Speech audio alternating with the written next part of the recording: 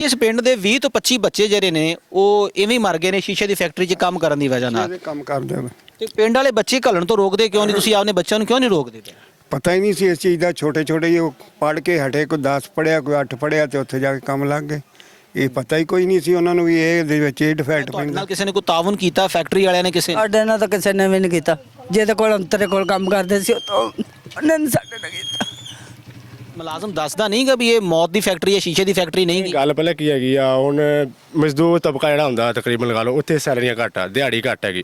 ਉੱਥੇ ਸੈਲਰੀ ਕਾਫੀ ਦਿੰਦੇ, ਤਕਰੀਬਨ शुरुआत तो 30-35 ज़्यादा भी तकरीबन 40-45 तक भी है। कहते हैं लाहौर जिंदगी से भरपूर शहर है, मगर इसी शहर की शीशा साज फैक्ट्रियों ने आरिफ फाला के एक हंसते बसते गांव को वीरान कर दिया। गांव 207 ईबी, जहां आज गलियों में सुकूत है मगर घरों में कहराम मचा हुआ है। रोटी इतनी महंगी तो नहीं थी कि इसकी कीमत जान देकर चुकानी पड़े। लाहौर की शीशा फैक्ट्रियों में काम करने वाले मजदूर शीशे को तो शक्ल देते रहे मगर अपने फेफड़ों को पत्थर का बनाते रहे। जिला पाकपतन की तहसील आरिफ फाला के गांव 207 ईबी ने अपने 20 नौजवानों को खो दिया। 20 जनाजे उठ चुके हैं। आज भी कई माएँ अस्पतालों के वेंटिलेटर्स की पीप सुनकर जी रही हैं, इस उम्मीद पर कि शायद उनका बेटा आंख खोल लेगा, मगर जहरीली गर्द ने इनके जिस्मों को खोखला कर दिया है। ये सिर्फ अमवात नहीं है, ये कत्ल है। इन ख्वाबों का जो इन खुद नौजवानों ने अपनी फैमिली के लिए देखे थे, खुदारा इस खामोश मौत का नोटिस लें, इससे पहले कि 207 ईबी का आखिरी चिराग भी बुझ जाए।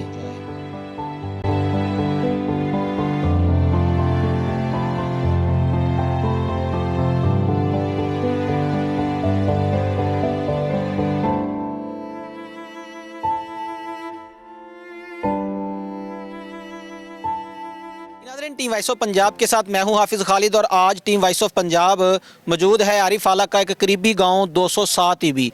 इस गांव के 20 बच्चे जो हैं वो एक ऐसी मौत मरे हैं जिसका सुन के हमें बड़ा दुख हुआ और आपको भी बड़ी हैरानी होगी कि इस तरह पता नहीं पाकिस्तान के कितने बच्चे जो हैं, कितनी माओं के बेटे जो हैं वो इस दुनिया फ़ानी को छोड़ के जा रहे हैं। इसके ऊपर गवर्नमेंट क्या लाहे अमल तैयार कर रही है या गवर्नमेंट को इसके बारे में पता नहीं है शायद, इसलिए ये मामला जो है वो तूल पकड़ता जा रहा है।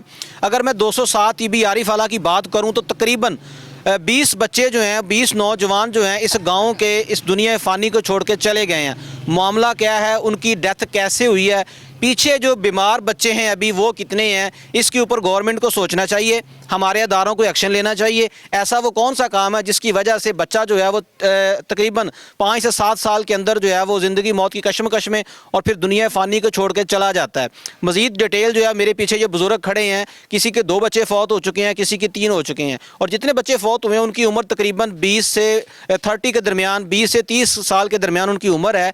और ये मामला कब से चल रहा है और इसको रोकना किसने है, ये आज के प्रोग्राम में हम इसके ऊपर डिस्कस करेंगे। इन वालदैन से पूछेंगे और एक भाई मेरे साथ जो मुतासरा है, जो बीमार है, वो भी मौजूद है। कुछ बच्चे अभी इनके वेंटिलेटर के ऊपर हैं जिनको मसनूई सांस दे के ज़िंदा रखा जा चुका है। तो जुड़े रहिए वॉइस ऑफ पंजाब के साथ। हम कोशिश करेंगे कि गवर्नमेंट ऑफ पंजाब को इसके मुतल्लक मुकम्मल आगाही दी जाए और इसी तरह जो हमारी मेडिकल का शोबा है उनको बताया जाए कि इसके ऊपर कंट्रोल किया जाए ताकि हमारे मुल्क का नौजवान इस जो है ना वो खामोश जो मौत है उससे बच सके। अस्सलाम वालेकुम। वालेकुम सलाम। माँ जी की नाम है? अनजीरा बीबी। माँ जी ਤੁਹਾਡੇ 2 ਜਵਾਨ ਬੱਚੇ ਫੌਤ ਹੋਏ ਨੇ, ਕੀ ਮਾਮਲਾ ਸੀ, ਕਿੱਦਾਂ ਫੌਤ ਹੋਏ ਨੇ? ਇਸ ਪਿੰਡ ਦੇ ਟੋਟਲ ਕਿੰਨੇ ਬੱਚੇ ਹੁਣ ਤੱਕ ਮਰ ਚੁੱਕੇ ਨੇ? ਸ਼ੀਸ਼ੇ ਦੇ ਬਾਰੇ ਬਹੁਤ ਹੋਇਆ। ਮਾਂ ਜੀ ਸ਼ੀਸ਼ੇ ਦੀ ਫੈਕਟਰੀ 'ਚ ਕੰਮ ਕਰਦੇ ਸੀ? ਹਾਂਜੀ, ਸ਼ੀਸ਼ੇ ਦੀ ਫੈਕਟਰੀ ਕਿੱਥੇ? ਲਾਹੌਰ। ਲਾਹੌਰ। ਤੇ ਕਿੰਨੀ ਦੇਰ ਹੋ ਗਈ ਉਹਨਾਂ ਨੂੰ ਫੌਤ ਹੋਏ? ਇੱਕ ਨੂੰ 5 ਸਾਲ ਹੋ ਗਏ, ਇੱਕ ਨੂੰ ਆ 1.25 ਮਹੀਨਾ ਕੱਲ ਪਰਸੋਂ ਹੋਇਆ। ਤੇ ਮਾਂ ਜੀ ਉਹਨਾਂ ਦੀ ਉਮਰਾਂ ਕਿੰਨੀਆਂ ਸੀ? ਉਮਰੀਆਂ ਇਹੋ ਹੀ 20-22 ਸਾਲਾਂ ਦੇ ਸੀਗੇ। ਸ਼ਾਦੀशुदा ਸੀ? ਇੱਕ ਸ਼ਾਦੀशुदा ਸੀ, ਇੱਕ ਬੇਟਾ ਸੀ, ਇੱਕ ਕੁਆਰਾ ਸੀਗਾ। ਮਾਂ ਜੀ ਤੁਹਾਡਾ ਪਿੱਛੇ ਹੁਣ ਕੋਈ ਕਮਾਉਣ ਵਾਲਾ ਹੈਗਾ? ਉਹ 2 ਬੇਟੇ ਉਹ ਵੱਖੋ ਵੱਖਰੀ ਹੈ। ਅੱਛਾ ਜੀ। ਆ ਵੀ ਵਿਆਹ ਵਰੇ। ਮਾਂ ਜੀ ਇਸ ਪਿੰਡ ਦੇ ਕਿੰਨੇ ਮੁੰਡੇ ਹੁਣ ਤੱਕ ਐਵੇਂ ਹੀ ਮਰ ਚੁੱਕੇ ਨੇ ਸ਼ੀਸ਼ੇ ਦੀ ਫੈਕਟਰੀ 'ਚ ਕੰਮ ਕਰਨ ਦੀ ਵਜ੍ਹਾ ਨਾਲ? ਬਹੁਤ ਫੌਤ ਹੋ ਗਏ, 20-25 ਤਾਂ ਹੈਗੇ ਆ। ਹਾਂਜੀ ਮਾਂ ਜੀ ਜਦੋਂ ਪਤਾ ਲੱਗ ਜਾਂਦਾ ਸੀ ਕਿ ਉੱਥੇ ਕੰਮ ਕਰਨ ਨਾਲ ਬੱਚੇ ਦੇ ਫੇਫੜੇ ਖਰਾਬ ਹੁੰਦੇ ਨੇ, ਉਹਦਾ ਜਿਸਮ ਡੈੱਡ ਹੋ ਜਾਂਦਾ ਹੈ, ਤੇ ਬੱਚੇ ਕੰਮ ਕਰਨ ਕਿਉਂ ਜਾਂਦੇ ਨੇ? ਬਸ ਇਹੋ ਤਾਂ ਮਜਬੂਰੀਆਂ ਸੀ। ਕੰਮ ਜਿਹੜੇ ਤੇ ਲੱਗ ਪੈਣ ਉਸੇ ਤੇ ਫਿਰ ਸਾਡਾ ਫੌਤ ਹੋਇਆ ਤਾਂ ਵੱਡੇ ਨੂੰ ਕਿਹਾ ਸੀ ਨਿੱਕੇ ਨੂੰ ਵੀ ਨਾ ਜਾਈ ਨਾ ਕੱਲਿਓ ਅਸੀਂ ਰੋਕਦੇ ਸੀ ਫਿਰ ਉਸੇ ਤੇ ਚੱਲ ਜਾਂਦਾ ਸੀ ਮਾਂ ਜੀ ਕਿੰਨੀ ਦੇਰ ਬਾਅਦ ਫੌਤ ਹੋਏ ਨੇ ਕੰਮ ਕਰਨ ਕਿੰਨੀ ਦੇਰ ਕੰਮ ਕਰਦੇ ਰਹੇ ਨੇ ਕੰਮ ਤਾਂ 20-22 ਸਾਲ ਹੋ ਗਿਆ ਕਰਦੇ ਨੂੰ ਅੱਛਾ ਜੀ ਪਹਿਲੇ ਬੱਚੇ ਨੂੰ ਹਾਂ ਦੋਵੇਂ ਇਕੱਠੇ ਕਰਦੇ ਦੋਵੇਂ ਇਕੱਠੇ ਕਰਦੇ ਸੀ ਦੋਵੇਂ ਇਕੱਠੇ ਕਰਦੇ ਸੀ ਕਿਥਾਂ ਤੇ ਅੱਛਾ ਜੀ ਹਾਂਜੀ ਤੇ ਜਦੋਂ ਪਹਿਲਾ ਬੱਚਾ ਫੌਤ ਹੋਇਆ ਉਦੋਂ ਦੂਸਰੇ ਬੱਚੇ ਨੂੰ ਬਿਮਾਰੀ ਸ਼ੁਰੂ ਹੋ ਗਈ ਸੀ ਨਹੀਂ ਉਦੋਂ ਨਹੀਂ ਸੀ ਹਲੇ ਆ ਬਾਅਦ ਚ ਹੋਈ ਅੱਛਾ ਜੀ ਕਿੰਨੀ ਦੇਰ ਬਾਅਦ ਹੋਈ 5 ਸਾਲ ਤਾਂ ਤੈਨੂੰ ਦੱਸਿਆ ਤੇ ਸਾਲ ਕੁ ਬਾਅਦ ਵੀ ਉਹਨੂੰ ਹੋ ਗਈ ਸੀ ਥੋੜੀ ਤੇ ਫਿਰ ਆ ਹੁਣ ਬਹੁਤ ਹੀ ਸੀ ਤੁਹਾਡੇ ਬੱਚੇ ਸ਼ਾਦੀशुदा ਸੀ ਇੱਕ ਸ਼ਾਦੀशुदा ਸੀ ਉਹਦਾ ਬੱਚਾ ਇੱਕ ਆ ਸ਼ਾਦੀशुदा ਨਹੀਂ ਸੀ ਕੁਆਰਾ ਹੀ ਸੀ ਮਾਂ ਜੀ ਮੈਨੂੰ ਪਤਾ ਲੱਗਿਆ ਕਿ ਇਸ ਪਿੰਡ 'ਚ ਕੁਝ ਬੱਚੇ ਅਜੇ ਬਿਮਾਰ ਵੀ ਨੇ ਬਹੁਤ ਬਿਮਾਰ ਨੇ ਅਭੀ ਬਹੁਤ ਬਿਮਾਰ ਮਰੀਮ ਨਵਾਜ਼ ਦੇ ਨਾਮ ਕੀ ਪੈਗਾਮ ਹੈ ਤੁਹਾਡੇ ਨਾਲ ਕਿਸੇ ਨੇ ਕੋਈ ਤਾਵਨ ਕੀਤਾ ਫੈਕਟਰੀ ਵਾਲਿਆਂ ਨੇ ਕਿਸੇ ਸਾਡੇ ਨਾਲ ਤਾਂ ਕਿਸੇ ਨੇ ਵੀ ਨਹੀਂ ਕੀਤਾ ਜਿਹਦੇ ਕੋਲ ਅੰਤਰੇ ਕੋਲ ਕੰਮ ਕਰਦੇ ਸੀ ਉਹ ਤਾਂ ਉਹਨੇ ਨੀ ਸਾਡੇ ਨਾਲ ਕੀਤਾ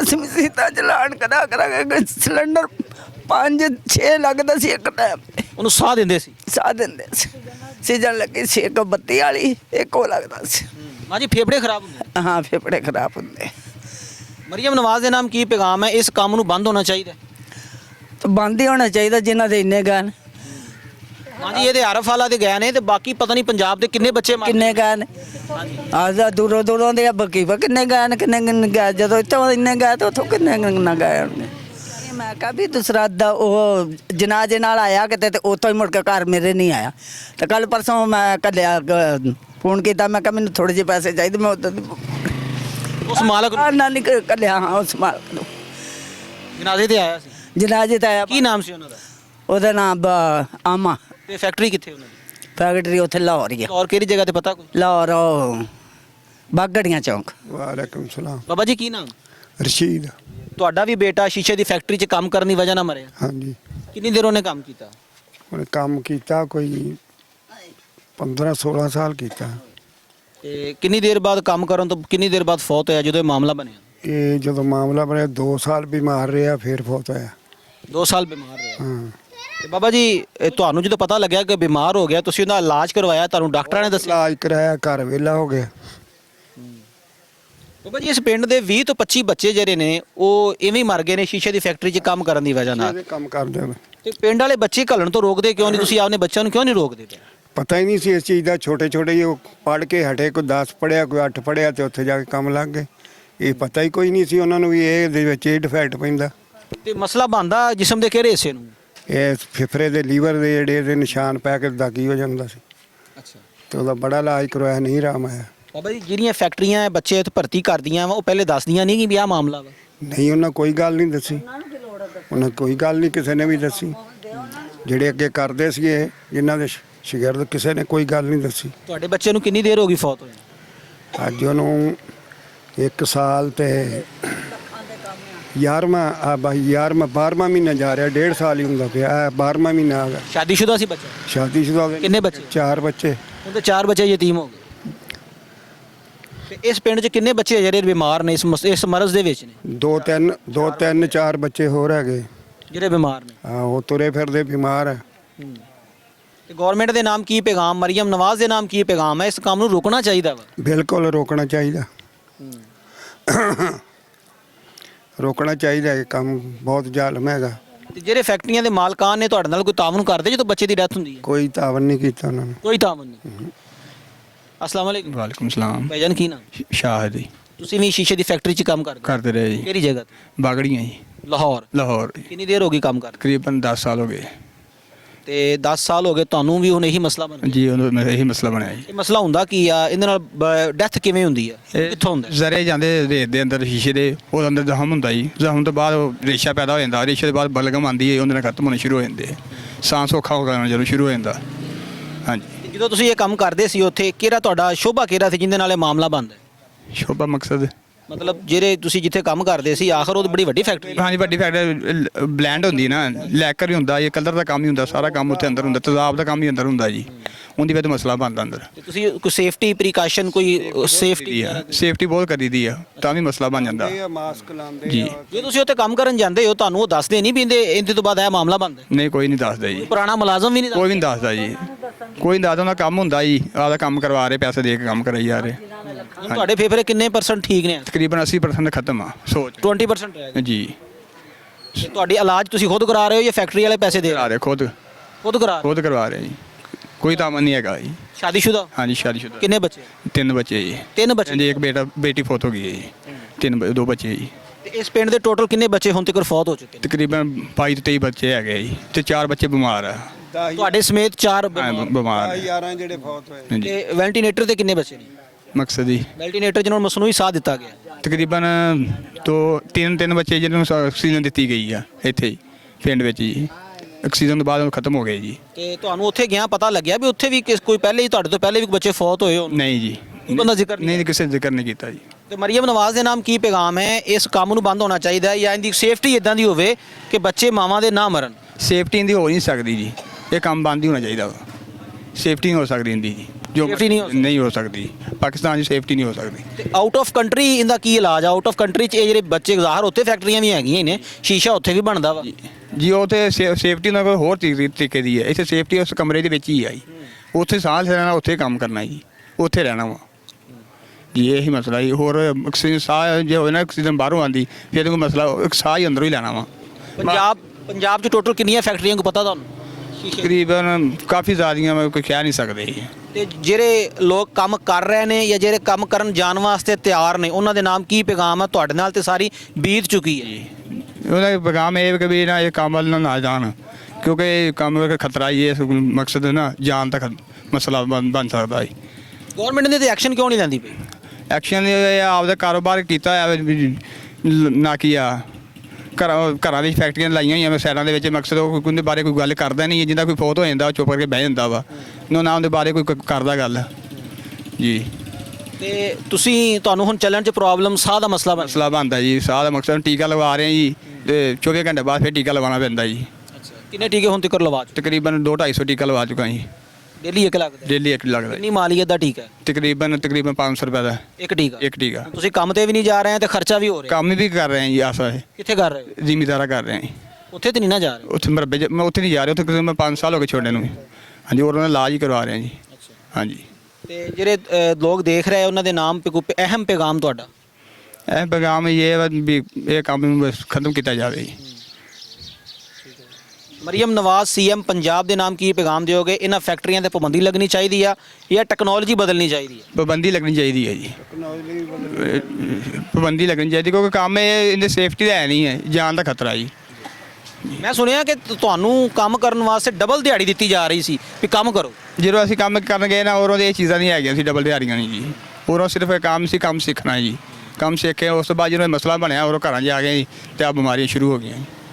ਤੁਹਾਡਾ ਨਾਲ ਫੈਕਟਰੀ ਨੇ ਕੋਈ ਤਾਵਨ ਨਹੀਂ ਕੀਤਾ? ਕੋਈ ਦਾਮਨ ਨਹੀਂ, ਨਾ ਮਰੀਜ਼ ਨਾਲ ਤੇ ਨਾ ਮਰਨ ਵਾਲਿਆਂ ਨਾਲ? ਨਾ ਕੋਈ ਨਹੀਂ, ਕੋਈ ਨਹੀਂ। ਕਿਸੇ ਨੇ ਨਹੀਂ। ਵਾਲੇਕੁਮ ਸਲਾਮ ਜੀ। ਭਾਈਜਾਨ ਕੀ ਨਾਮ?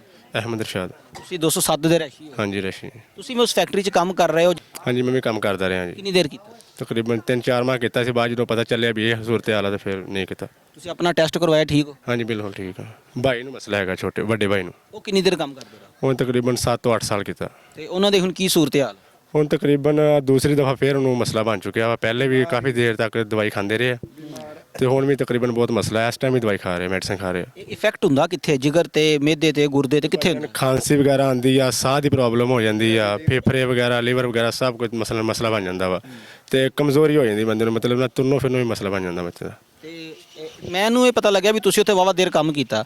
ਤੁਸੀਂ ਮੈਨੂੰ ਇਹ ਦੱਸੋ ਕਿ ਉੱਥੇ ਕਿਹੜੀ ਜਗ੍ਹਾ ਤੇ ਕੰਮ ਕਰਨ ਨਾਲ ਕਿੰਨੇ ਜਿਹੜੇ ਉੱਥੇ ਮੁਲਾਜ਼ਮ ਨੇ ਜਿਹੜੇ ਸਭ ਤੋਂ ਜ਼ਿਆਦਾ ਇਫੈਕਟ ਹੁੰਦੇ ਨੇ? ਦੇਖੋ ਮੁਖਤਲਿਫ ਸ਼ੋਬੇ ਹੋਣੇ ਉੱਥੇ। ਹਾਂਜੀ ਇਹ ਭਾਜੀ ਜਦੋਂ ਨਾ ਇੱਕ ਰੇਤਾ ਮਾਰੀ ਜਾਂਦੀ ਹੈ ਸ਼ੀਸ਼ੇ ਨੂੰ, ਜਿਹੜਾ ਡਿਜ਼ਾਈਨਿੰਗ ਕਰੀ ਜਾਂਦੀ ਜਦੋਂ ਉਹ ਰੇਤਾ ਮਾਰੀ ਦੀ, ਉਹ ਰੇਤਾ ਜਦੋਂ ਉੱਡਦੀ ਆ ਬੰਦੇ ਦਾ ਸ਼ੀਸ਼ਾ ਅੰਦਰ ਜਾਂਦਾ ਕਿਉਂਕਿ ਉੱਪਰ ਕੋਈ ਕਵਰ ਵਗੈਰਾ ਨਹੀਂ ਚੜਾਇਆ ਹੁੰਦਾ। ਸੇਫਟੀ ਪ੍ਰੀਕਾਸ਼ਨ ਕੋਈ ਨਹੀਂ? ਕੁਛ ਨਹੀਂ ਹੁੰਦਾ। ਤੇ ਹੁਣ ਕੁਛ ਤਕਰੀਬਨ ਅੱਗੇ ਨੂੰ ਪਹਿਲੇ ਬਿਹਤਰ ਹੋਇਆ ਵਾ, ਪਰ ਪਹਿਲੇ ਤਾਂ ਬਹੁਤ ਸੀਗਾ ਮਸਲਾ ਤੇ ਉਸ ਦੀ ਵਜ੍ਹਾ ਤੋਂ ਫੇਫੜਿਆਂ ਦਾ ਮਸਲਾ ਬਣਦਾ। ਹਾਂਜੀ ਇਸ ਪਿੰਡ 'ਚ ਕਿੰਨੇ ਬੱਚੇ ਫੌਤ ਹੋ ਚੁੱਕੇ ਨੇ? ਤਕਰੀਬਨ 10 ਤੋਂ 12 ਬੱਚੇ ਫੌਤ ਹੋ ਗਏ ਜੀ। ਤੇ ਬਿਮਾਰ ਕਿੰਨੇ ਨੇ? ਮੈਨੂੰ ਪਤਾ ਲੱਗਿਆ ਸਰਵੇ ਕਰਨ ਤੋਂ ਬਾਅਦ ਕਿ 22 ਬੱਚੇ ਜਿਹੜੇ ਨੇ ਫੌਤ ਹੋ ਗਏ ਨੇ, ਬਾਕੀ ਕੋਈ ਬਿਮਾਰ ਨੇ। ਕੋਈ ਜਿਹੜੀ ਮੇਰੀ ਮਤਲਬ ਨੌਲੇਜ 'ਚ ਹੈਗਾ ਵਾ ਤਕਰੀਬਨ 10, ਬਾਕੀ ਜ਼ਿਆਦਾ ਹੀ ਤਕਰੀਬਨ ਹੋਏ ਆ 20-22 ਬੱਚੇ ਤਕਰੀਬਨ ਹੋ ਗਏ ਆ। ਜੇ ਤੁਸੀਂ ਤੇ ਕੰਮ ਕਰਨ ਜਾਂਦੇ ਹੋ ਤੁਹਾਨੂੰ ਉੱਥੋਂ ਦਾ ਮੌਜੂਦਾ ਕੋਈ ਮੁਲਾਜ਼ਮ ਦੱਸਦਾ ਨਹੀਂਗਾ ਵੀ ਇਹ ਮੌਤ ਦੀ ਫੈਕਟਰੀ ਹੈ, ਸ਼ੀਸ਼ੇ ਦੀ ਫੈਕਟਰੀ ਨਹੀਂ ਗੀ? ਗੱਲ ਪਹਿਲਾਂ ਕੀ ਹੈਗੀ ਆ, ਹੁਣ ਮਜ਼ਦੂਰ ਤਬਕਾ ਜਿਹੜਾ ਹੁੰਦਾ ਤਕਰੀਬਨ ਲਗਾ ਲਓ ਉੱਥੇ ਸੈਲਰੀਆਂ ਘੱਟ ਆ, ਦਿਹਾੜੀ ਘੱਟ ਹੈਗੀ। ਉੱਥੇ ਸੈਲਰੀ ਕਾਫੀ ਦਿੰਦੇ, ਤਕਰੀਬਨ ਸ਼ੁਰੂਆਤ 30-35 ਜ਼ਿਆਦਾ ਵੀ ਤਕਰੀਬਨ 40-45 ਤੱਕ ਵੀ ਹੈਗੀਆਂ। ਉਹ ਇਸ ਕਰਕੇ ਲਾਲਚ ਕਰ ਲੈਂਦੇ ਸੈਲਰੀ ਦਾ ਵਿਚਾਰੇ, ਵੀ ਇਹ ਨਹੀਂ ਪਤਾ ਕਿ ਬਾਅਦ 'ਚ ਜ਼ਿੰਦਗੀ ਦਾ ਮਸਲਾ ਬਣ ਜਾਣਾ। ਠੀਕ ਆ, ਤੇ ਉਹ ਹਿਸਾਬ ਫਿਰ ਪਰੇਸ਼ਾਨੀਆਂ ਆ ਜਾਂਦੀਆਂ ਕਿਉਂਕਿ ਸੈਲਰੀ ਉਹ ਮੁੜ ਕੇ ਉਹਨੂੰ ਸਹੂਲਤਾਂ ਵੀ ਨਹੀਂ ਦਿੱਤੀਆਂ ਜਾਂਦੀਆਂ। ਇਹ ਵੀ ਨਹੀਂ ਵੀ ਉਹਨੂੰ ਕੋਈ ਸਹੂਲਤ ਦਿਓ ਵੀ ਜਿਹੜਾ ਇਸ ਮਸਲਾ ਨਾ ਬਣੇ। ਇਹ ਵੀ ਬਿਮਾਰ ਹੋਣ ਤੋਂ ਬਾਅਦ ਕੋਈ ਇਲਾਜ ਮੁਆਵਜ਼ਾ ਨਹੀਂ, ਬਿਲਕੁਲ ਉਹ ਤਾਂ ਨਹੀਂ ਕਰਵਾਉਂਦੇ। ਤੇ ਮਰਨ ਤੋਂ ਅਗਰ ਕੋਈ ਮਰ ਗਿਆ ਤਾਂ ਉਹਦੇ ਪਿਛਲੇ ਵਰਸਾਂ ਨੂੰ ਵੀ ਕੋਈ ਪੈਸੇ ਨਹੀਂ। ਫਿਲਹਾਲ ਤੇ ਪੁੱਛ ਕੇ ਦੇਖ ਲਓ ਜਿਨ੍ਹਾਂ ਨੇ ਮਰੇ ਉਹਨੂੰ ਕੁਝ ਵੀ ਨਹੀਂ ਹਿਸਾਬ ਤਾਂ। ਮਰੀਮ ਨਵਾਜ਼ ਬੜਾ ਐਕਸ਼ਨ ਲੈ ਰਹੀ ਆ ਸਮੋਗ ਉੱਤੇ, ਬਾਕੀ ਜਿਹੜੇ ਧੂਆਂ ਛੱਡਣ ਵਾਲੀਆਂ ਫੈਕਟਰੀਆਂ ਉਹਨਾਂ ਉੱਤੇ। ਸਭ ਤੋਂ ਵੱਡੀ ਤੇ ਮੌਤ ਦੀ ਫੈਕਟਰੀ ਇਹੀ ਆ, ਤੇ ਇਹਦੇ ਵਾਸਤੇ ਵੀ ਕੁਝ ਨਾ ਕੁਝ ਕਰਨਾ ਚਾਹੀਦਾ ਨਾ ਉਹਨਾਂ ਨੂੰ। ਉਹਨਾਂ ਦੇ ਨਾਮ ਕੋਈ ਪੈਗਾਮ ਦਿਓਗੇ? ਹਾਂਜੀ, ਮਰੀਮ ਨਵਾਜ਼ ਸਾਹਿਬ ਆ ਵੀ ਇਹ ਕਰਨਾ ਚਾਹੀਦਾ ਵੀ ਇਹਨਾਂ ਕੋਈ ਸੇਫਟੀ ਦਿੱਤੀ ਜਾਵੇ, ਜਿਸ ਤਰ੍ਹਾਂ ਮਤਲਬ ਯੂਰਪ ਮੁਲਕਾਂ ਦੇ ਵਿੱਚ ਹੁੰਦਾ ਵਾ, ਉਹਨਾਂ ਨੂੰ ਸੇਫਟੀ ਦਿੱਤੀ ਜਾਂਦੀ ਆ ਵੀ ਕਿਉਂਕਿ ਜਾਨ ਤੋਂ ਵੱਧ ਕੇ ਤਾਂ ਕੋਈ ਚੀਜ਼ ਨਹੀਂ ਹੈਗੀ। ਠੀਕ ਆ, ਕੰਮ ਪੈਸਾ ਉਹ ਸਾਰਾ ਹਿਸਾਬ ਤਾਂ ਇੱਥੇ ਹੀ ਆ। ਅਗਰ ਜਾਨ ਆ ਤੇ ਫਿਰ ਜਹਾਨ ਆ।